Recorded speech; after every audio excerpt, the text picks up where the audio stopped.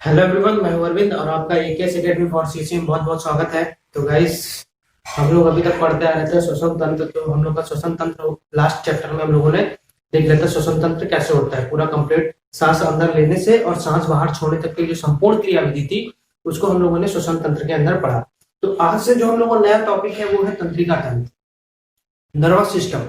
हम लोग nervous system में पढ़ेंगे। मैं बता दूं कि नर्वस सिस्टम में हम लोग क्या क्या पढ़ने वाले हैं, पहले उसके बारे में डिस्कस थोड़ा 2 मिनट डिस्कस कर लेते हैं। नर्वस सिस्टम में हम लोग तंत्रिका तंत्र के नर्वस सिस्टम में हम लोग कैसे सूचनाओं का इंफॉर्मेशन का ट्रांसफॉर्मेशन होता है, और दूसरा हम लोग इसमें ब्रेन के बारे में और जो हमारा स्पाइनल कॉर्ड है मतलब मेरुरज्जु उसके बारे में बहुत ही अच्छे से और बहुत ही बेहतरीन ढंग से पढ़ने वाले हैं। तो जो लोग भी चैनल में नया है तो प्लीज चैनल को सब्सक्राइब कर देना, वीडियो पसंद आए तो लाइक कर देना। तो गाइस, चैनल को प्लीज सब्सक्राइब कर देना। चलिए हम लोग बढ़ते हैं अपने टॉपिक की ओर।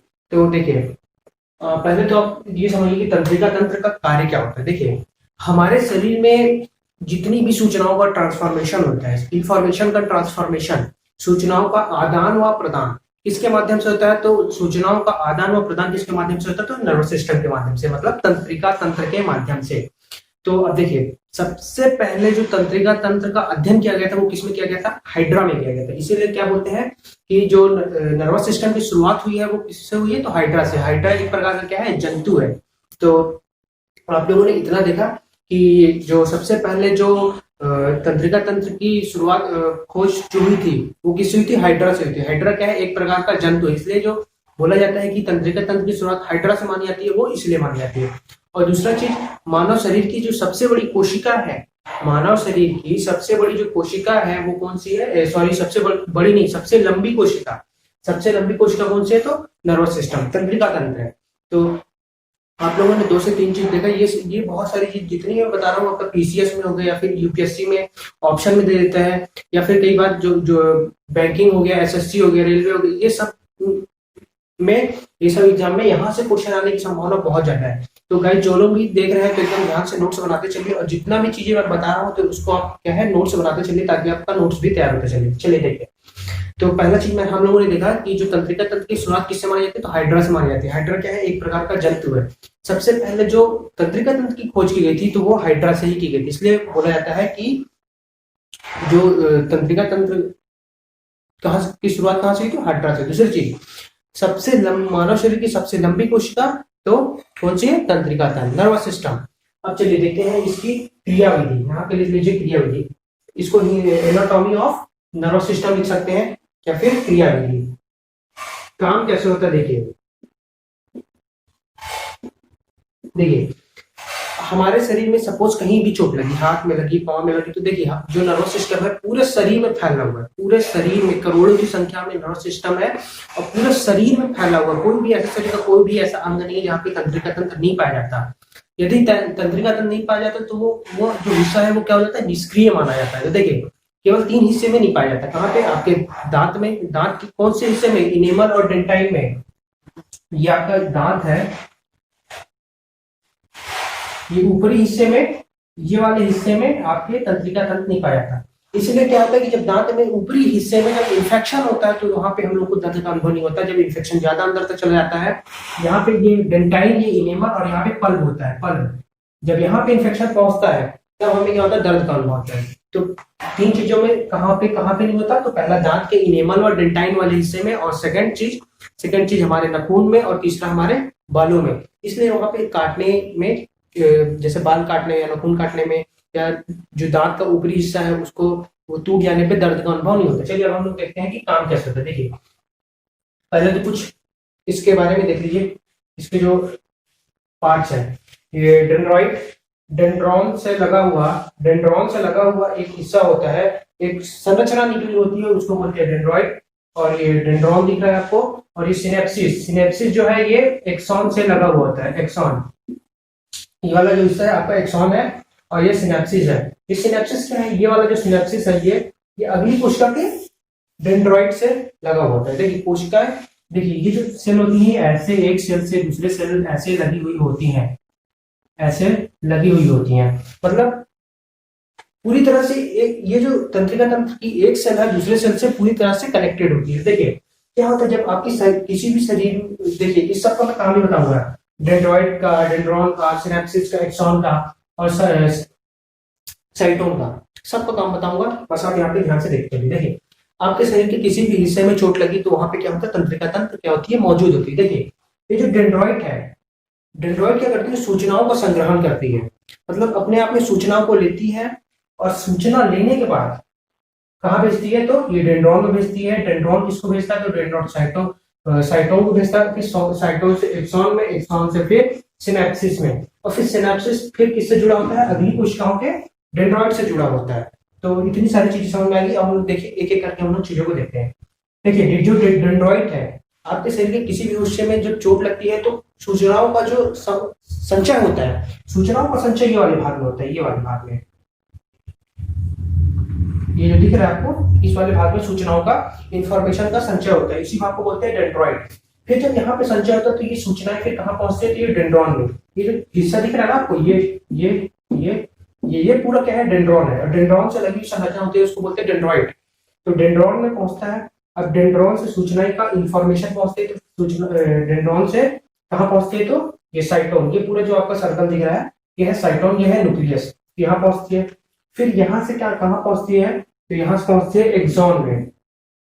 एक्सॉन क्या करता है, एक्सॉन क्या करता है, तो सूचनाओं को, इंफॉर्मेशन को सिनेप्सिस तक भेजता है, सिनेप्सिस तक, ये सिनेप्सिस तंत्रिका तंत्र का सबसे लास्ट वाला हिस्सा, सिनेप्सिस में भेजता है। अब ये सिनेप्सिस क्या होता है, ये जो सिनेप्सिस होता है फिर से किसी, मतलब तंत्रिका तंत्र की ही, ये डेंड्रॉइड वाले हिस्से से क्या होता है, जुड़ा होता है। ये वाला जो हिस्सा है, ये अन्य कोशिकाओं के डेंड्रॉइड वाले हिस्से से, ये देखिए, ये जो हिस्सा है ना, ये सेम ऐसे हिस्सा रहता है, उससे जाके कनेक्ट हो जाता है अगली कोशिका के। तो ऐसे करते करते जो होता है, करोड़ों लाखों करोड़ों संख्याओं में जो है तो नर्वस सिस्टम, मतलब कि न्यूरॉन पाया जाता है। ये देखिए, तंत्रिका तंत्र की जो क्रियात्मक इकाई उसको बोलते हैं न्यूरॉन। ये क्या है, ये न्यूरॉन की एक संरचना है।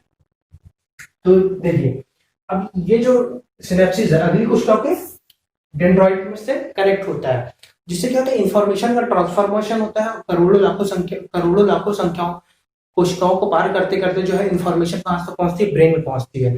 तो ये जो पूरी क्रिया होती है, ये इसको संपूर्ण होने में मिली सेकंड का टाइम लगता है, मतलब 1 सेकंड से भी कम का समय लगता है कि पूरे इंफॉर्मेशन को, जहां पे भी चोट लगती है, जहां पे भी प्रतिक्रिया होती है शरीर में, वहां से सूचनाओं को मस्तिष्क तक पहुंचने में कितना समय लगता है, तो 1 सेकंड से भी कम, मिली सेकंड जिसको बोलते हैं।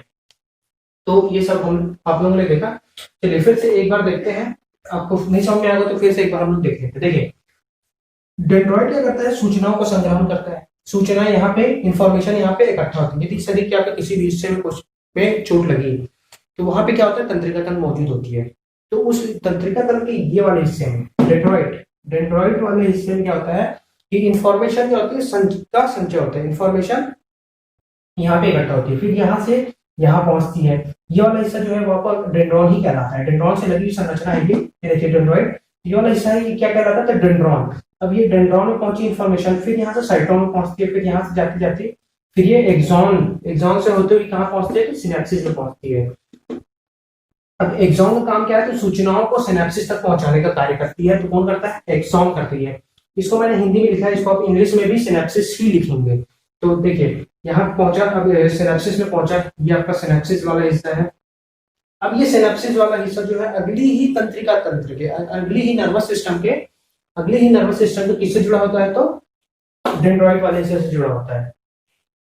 यहाँ पे देखिए, ये ऐसे, सपोज इसको मैं सिंगल लाइन में बना देता हूँ, ये आपका कौन सा है, डेंड्रॉइड, ये आपका क्या है, तंत्रिका तंत्र है, नर्वस सिस्टम है, ठीक है। एक कोशिका हुई ये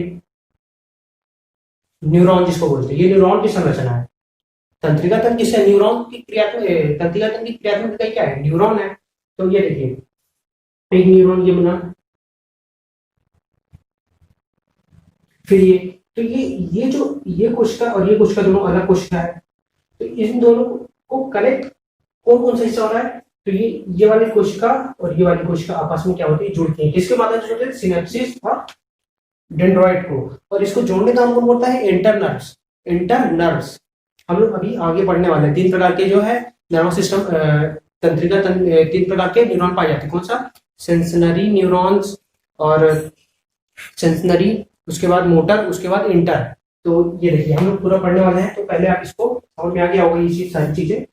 तो इसको आप नोट करिए, डायग्राम को नोट करिए, फिर हम लोग आगे बढ़ते हैं। अभी आप लोग डायग्राम को नोट करिए, फिर मैं इसको मिटाता हूँ, तो इसको फटाक से आप नोट करिए।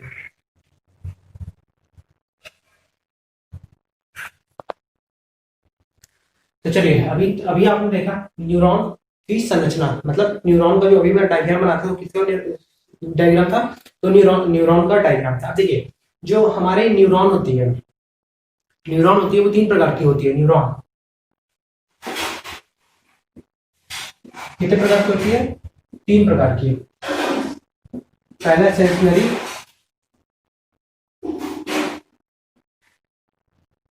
दूसरा है मोटर न्यूरॉन,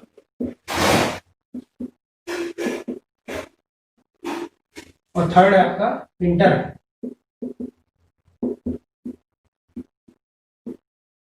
तो देखिए, पहले आप इंटर न्यूरॉन को देखिए। अभी इसलिए देखिए क्योंकि अभी जो मैंने डायग्राम बनाया था उसी से संबंधित है। ये मैंने एक्सॉन बनाया था ऐसे,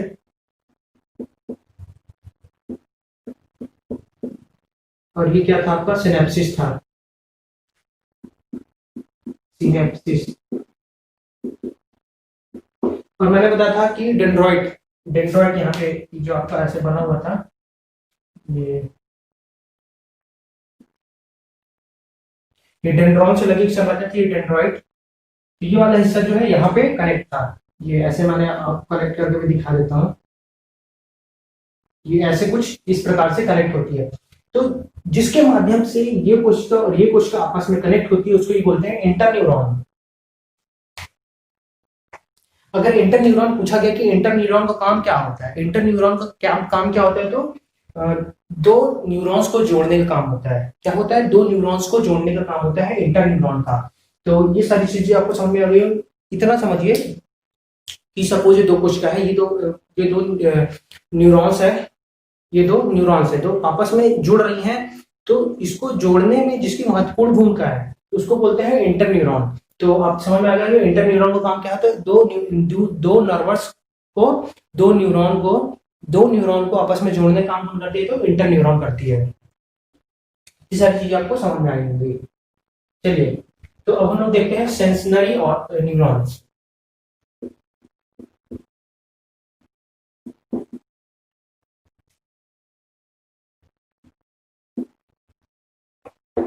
देखिए, सेंसरी न्यूरॉन,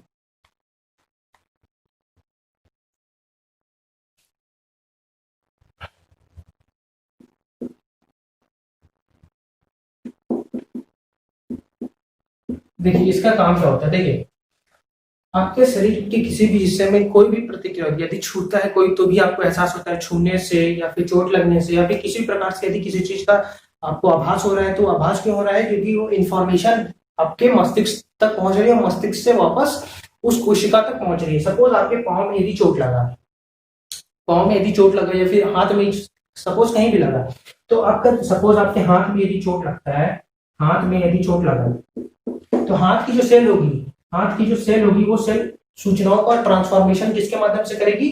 तो न्यूरॉन्स के माध्यम से करेगी। किसके माध्यम से करेगी? न्यूरॉन्स के माध्यम से करेगी। ये न्यूरॉन्स एक के बाद एक लगे हुए होते हैं, और ये कहाँ तक जाती है? तो ये पूरी मस्तिष्क तक जाती है। तो सूचनाओं को कहाँ तक न्यूरॉन्स क्या करता है कि सूचनाओं को मस्तिष्क तक पहुंचाता है, सूचनाओं को मस्तिष्क तक पहुंचाता है। समझ में आया कि आपके शरीर के किसी भी हिस्से में चोट लगी, तो उस चोट का जो आभास होगा, आपको आभास होगा, तो कब होगा? जबकि सूचनाएं, इंफॉर्मेशन आपके मस्तिष्क तक पहुंचेगी, और मस्तिष्क तक पहुंचाने का काम कौन करता है? तो ये न्यूरॉन करता है। तो न्यूरॉन में भी कौन सा? तो सेंसरी न्यूरॉन करता है, सूचनाओं को आपके मस्तिष्क तक पहुंचाने। किसी भी हिस्से में यदि कोई प्रतिक्रिया होती है, सपोज हाथ जल जाता है, चोट लगती है, किसी भी कोई छूता है, छूने से भी, किसी भी प्रकार की यदि आपके शरीर में कोई भी परिवर्तन हो रहा है, कोई भी आपका आभास हो रहा है किसी भी चीज का, तो क्यों हो रहा है? क्योंकि सूचनाएं आपके मस्तिष्क तक पहुंचे, और मस्तिष्क तक सूचनाओं को पहुंचाने का काम कौन करता है? तो न्यूरॉन करता है। तो न्यूरॉन में भी कौन सा न्यूरॉन? तो सेंसरी न्यूरॉन। अब सेंसरी न्यूरॉन के बारे में आपको केवल इतना ही देखना है। अब दूसरा क्या? Motor neuron. अब मोटर न्यूरॉन का काम क्या है? ये जो सूचनाएं जो मस्तिष्क तक पहुंची है, उसको वापस सेल तक पहुंचाता है। सूचनाओं को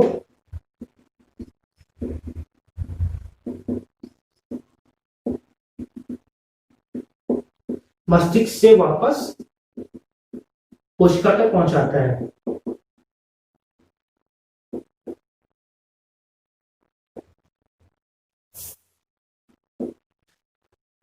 तो इतना आपको चीजें समझ में आई होंगी। देखिए, आपको आभास तभी होगा जब सूचना मस्तिष्क तक जाती है, और मस्तिष्क से जाने के बाद मस्तिष्क से वापस कहां तक आती है, तो सेल तक आती है, तभी आपको आभास होगा। ऐसे नहीं है कि इंफॉर्मेशन आपके मस्तिष्क तक, ब्रेन तक गई और उसके बाद वापस नहीं आई तो आपको उस चीज का आभास नहीं होगा। तो आप इसमें देखिए, सेंसरी ऑर्गन्स में क्या है, सेंसरी न्यूरॉन्स में क्या होता है कि सूचनाएं मस्तिष्क तक जाती हैं, और यही मस्तिष्क तक गई ही सूचनाएं जब वापस आती हैं तो उसको बोलते हैं मोटर न्यूरॉन। क्या बोलते हैं? Motor neuron. तो इतनी सारी चीजें आपको समझ में आई होंगी। सेंसरी न्यूरॉन क्या है, मोटर न्यूरॉन क्या है, इंटर न्यूरॉन क्या है।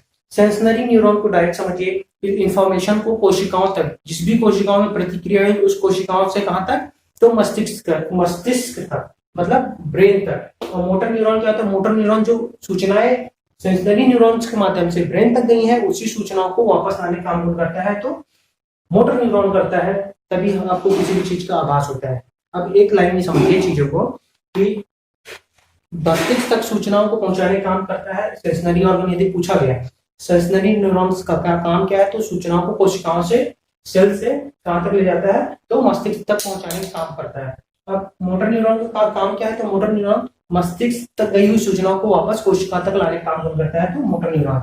और इंटर न्यूरॉन का तो आप काम देख लिया है कि दो तंत्रिका, दो न्यूरॉन को आपस में जोड़ने का काम करता है। तो यदि एग्जाम में पूछा गया कि, देखिए एग्जाम में क्वेश्चन कैसे आता है मैं बता रहा हूँ। यदि एग्जाम में पूछा गया कि दो न्यूरॉन्स आपस में किसके माध्यम से जुड़े होते हैं, ऑप्शन में दे दिया sensory neuron, motor neuron, inter neuron, और थर्ड दे दिया इसमें से कोई नहीं, तो आप क्या करेंगे? Inter neuron. तो देखिए, टॉपिक पढ़ने के बाद क्वेश्चन को सॉल्व करना बहुत ही आसान हो जाता है, और यदि आप topic wise question wise topic को पढ़ रहे हैं तो बहुत प्रॉब्लम होती है। तो यहाँ पे आप किसी भी क्वेश्चन को सॉल्व करने की स्थिति में होंगे। तो यदि अभी भी कोई डाउट रहता है तो प्लीज कमेंट करना, और आपकी जो भी डाउट है कमेंट में रखना। मैं जो नेक्स्ट वीडियो होगा उसमें प्लीज उसमें मैं आपके डाउट को क्लियर करूंगा। तो इतनी सारी चीजें समझ में आ गई होंगी। तो आज हम लोग इतने पढ़ने वाले हैं। तो अब हम लोग का जो नेक्स्ट टॉपिक होगा वो क्या होगा? ह्यूमन ब्रेन के बारे में हम लोग पूरा डिटेल में पढ़ने वाले हैं। तो गाइस, जो लोग भी वीडियो को पहली बार देख रहे हैं तो वीडियो पसंद आए तो प्लीज लाइक कर देना, और चैनल में अगर नया है तो चैनल को प्लीज सब्सक्राइब कर देना। और आपकी जो भी डाउट है, क्वेरीज है, उसको कमेंट सेक्शन में लिखना। मैं नेक्स्ट वीडियो में, जो भी नेक्स्ट वीडियो होगा उसमें आपकी ये डाउट्स को क्लियर कर दूंगा। तो प्लीज गाइस, चैनल को सब्सक्राइब कर देना। मिलते हैं नेक्स्ट वीडियो में, तब तक के लिए गुड बाय। और हाँ, जो भी मैं बताता हूँ उसको आप लोग नोट्स बनाते चलिए। तो गाइस, मिलते हैं नेक्स्ट लेक्चर में, तब तक के लिए गुड बाय, थैंक यू।